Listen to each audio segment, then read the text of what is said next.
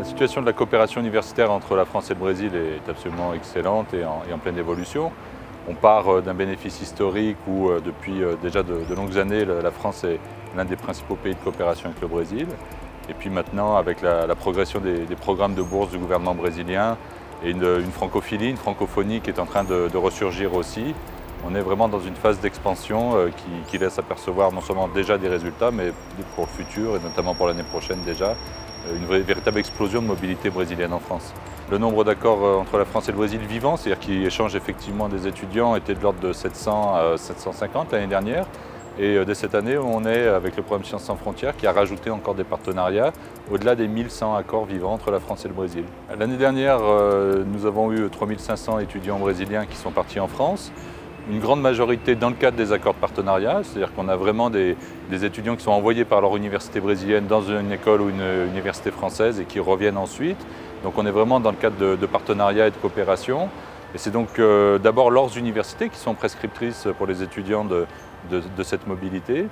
Et puis on s'aperçoit que de plus en plus, même si la France est toujours une destination pour les lettres, les humanités, les langues, enfin ce qui fait que la France est la France aussi aux yeux du monde, à très forte majorité maintenant, la mobilité vers la France, c'est une mobilité pour les sciences exactes, pour les ingénieurs, pour les mathématiques. Et ça aussi, c'est l'effet d'une volonté du gouvernement brésilien de considérer que la France est aujourd'hui un modèle crédible pour ces études-là. Sciences sans frontières, c'est d'abord l'ambition du gouvernement brésilien actuel d'envoyer plus de 100 000 jeunes boursiers étudier à l'étranger en 4 ans. C'est un programme absolument titanesque et qui est à la mesure de ce grand pays émergent. Et l'engagement de la France, ça a été de recevoir sur ces 4 ans 10 000 boursiers brésiliens en France, au minimum. Pour l'instant, sur les 2 années qui viennent de se passer, on tient le rythme. Et c'est grosso modo une manière pour le Brésil de considérer que l'élite, à la fois intellectuelle, scientifique, mais aussi professionnelle, dont elle a besoin aujourd'hui, ne peut se penser que dans un contexte de formation internationale, d'ouverture au monde.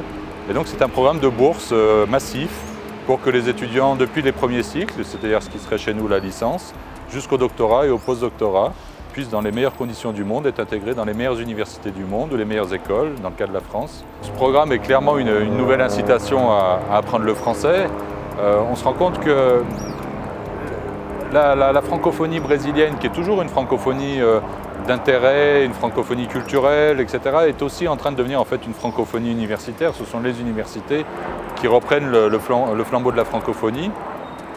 Donc fatalement, les parcours d'étudiants suscitent un regain non seulement d'enseignement du français au sein des propres universités, dans leur centre de langue, mais aussi au sein des alliances françaises, qui reste notre réseau localement pour l'apprentissage du français, et puis sans doute dans tout un tas d'autres petites institutions d'ordre privé, etc. Mais c'est vrai que le fait majeur, c'est que le réseau des alliances françaises au Brésil est le plus grand réseau au monde, ce n'est pas pour rien. C'est aussi tiré par la coopération universitaire.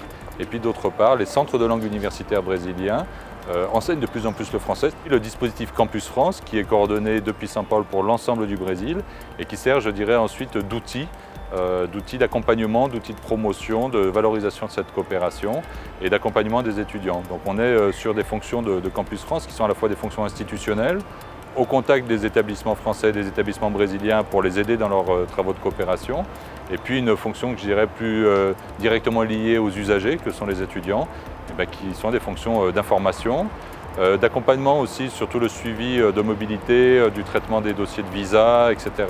Et puis ensuite aussi, à leur retour, des fonctions de mise en lien des anciens étudiants pour créer des associations d'anciens étudiants qui ensuite peuvent elles-mêmes être prescriptrices de mobilité ou bien auprès des entreprises françaises, par exemple, valoriser les jeunes diplômés qui reviennent de façon à ce qu'ils puissent à leur tour irriguer le tissu économique français au Brésil.